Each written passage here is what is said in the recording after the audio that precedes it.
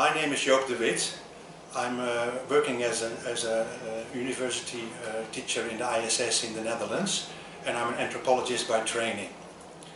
I've been studying urban developments and urbanization in India for a long time, starting with my first slum study in Chennai in 1984. Then that was followed by my PhD, which I also carried out in the slums of Chennai. And after that I was engaged in project management of the Bangalore Urban Poverty Project, which was funded by the Netherlands government, and where I learned a lot by working closely with slum people, with the local authorities and with the NGOs in that city.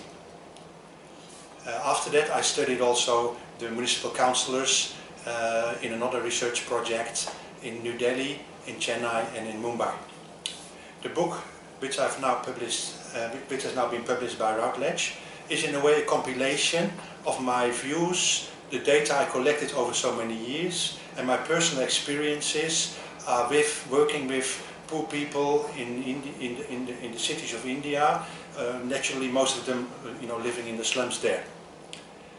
My key concern, driven also by social justice, concerns, was to find out whether poor people actually can manage to come up, in being so poor, in the context, the social, economic, political context of how cities are governed and how cities, try to provide services to all.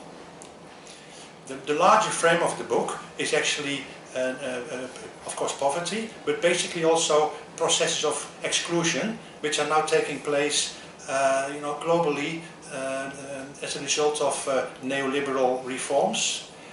Where you find all over the world processes of exclusion, where poor people are being sort of sidelined in processes of governance, and where we also see processes of income polarization and asset polarization. We also find an increasingly large role of the private sector as agents also of governance. My book tries to go down to the slum level and the poverty level to understand what are the everyday realities of poor people trying to come up in cities and in slums. So I'm frankly describing what are the realities they face while trying to get access to drinking water, to housing, to good schools, to quality education, to quality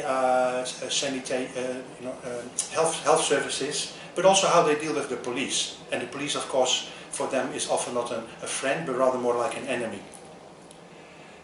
I'm frankly exposing that for poor people, we find that their reality is rather an informal one, and that they often have to pay bribes and to use local mediators and brokers to get access to critical services that they are needing.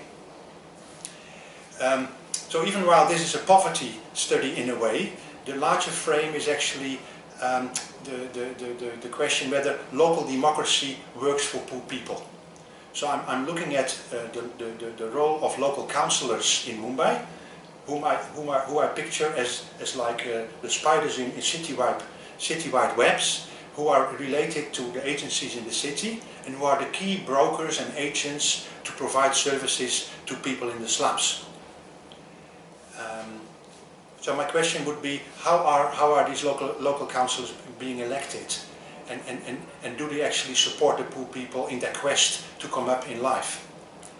And I argue that actually there's a lot of manipulation in the political process. I argue that there is cheating. I argue that people can be bribed to vote for this or that party. I explain that for poor people in elections they may be getting inducements. Like freebies and goodies, as they call them in India, like they may get some money, they may get some saris, they may get some promises for services, just all that before the elections. The chapter 6 of my book, which is about the local elections in Mumbai in 2012, is therefore called Politics or Politricks. Theoretically, I frame my book very strongly in perspectives related to patronage relations, informal relations between richer or more resourceful persons and poor people, who are and then the patrons or the brokers are supporting poor people in their quest to get access to services. The the point I'm making also is that in Mumbai there is not so much often a uniform supply of services to people, but it may very often happen that poor people only get services as a group, as a caste, as a religious group, through processes of mediation. Therefore, one other perspective here is what we call the mediated state, where the politicians have an interest to target specific groups to provide services, either to win votes in the coming elections, or to accept some bribes there. Now finally, other arguments in my book are first of all that corruption in Mumbai is not actually incidental.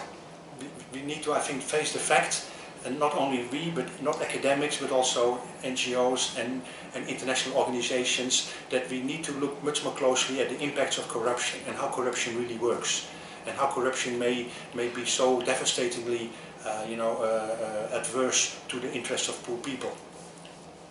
Secondly, I'm arguing that the role of the private sector in Mumbai is let's put it like the relationship between the private sector firms like the business houses and the developers of Mumbai and the politicians are rather very close and too narrow in fact.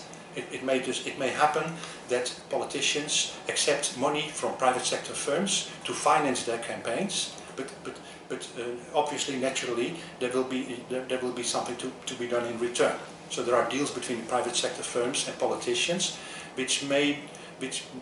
and even a blurring of responsibilities, that businessmen may become politicians, politicians may become businessmen, which in fact is very detrimental to the tenets of democracy, which is actually that people should benefit from their elected representatives working in their favor and not in the favor of other parties. Finally, Mumbai governance is very weak, and this is bad and sad and for both rich people there and the poor people there, and for the city as a whole. And this is also something that worries me, because I like Mumbai. It's a great city. I come there very frequently and I love to be there. And I agree with many global reports that Mumbai is slipping away as a great global city. And I would like to argue that there is a need for Mumbai to strengthen its governance and to watch the exclusion processes in that city, which particularly are severe for the women and the girls in the slums, which would be good for all the people of Mumbai and for the city that it is, but also for India, because Mumbai is very important for India as a whole.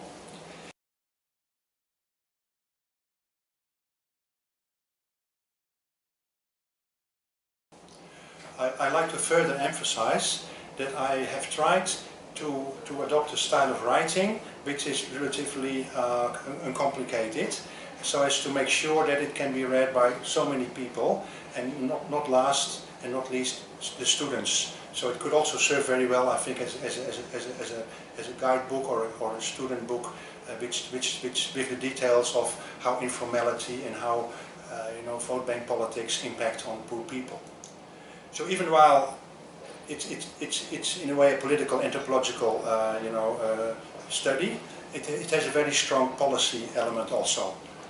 Being a teacher of public policy in my Institute of I.S.A, I'm tracing also whether or not, for example, the councillors are actually making policy plans, and whether they're actually implementing policies as per the paper, or whether policies are basically only on paper and are otherwise forgotten. Issues of capacity and undermining governance are very strongly represented here. And finally, most of all again, the book is also a political a book located in political science, in terms of voting mechanisms, of accountability mechanisms, of whether people or whether votes translate into benefits for people. So in a way it's a unique book in a way that it combines anthropology, policy studies and political science in one cover. So I'm recommending the book strongly to students in India and elsewhere, but also I would like to hope that international donor agencies and NGOs who are working in the complex realities of India and Indian cities may also have a look at it to understand what's really happening, and that we make sure, all of us, that we are not part of processes that are actually negative for poor people and do not actually support their emancipation or their empowerment, if I may say so. And finally, of course, this book is also in a way a research agenda. I'm trying to uncover complicated matters. It's a puzzle put together, which is my own puzzle, how I understand Mumbai as a foreigner. I admit it, it's my view, So all the time I keep asking, is it correct?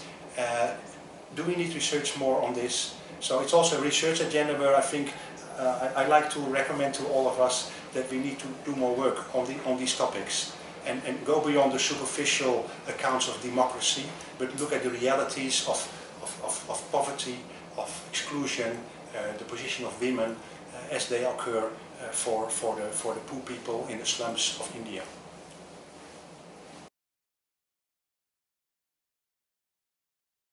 Now I'm very happy that Routledge was ready to publish my book, and it's come out really nicely, I think, and we had a very pleasant cooperation to get to this stage of having the book published, and I trust and I hope that this book will find a large audience. Thank you.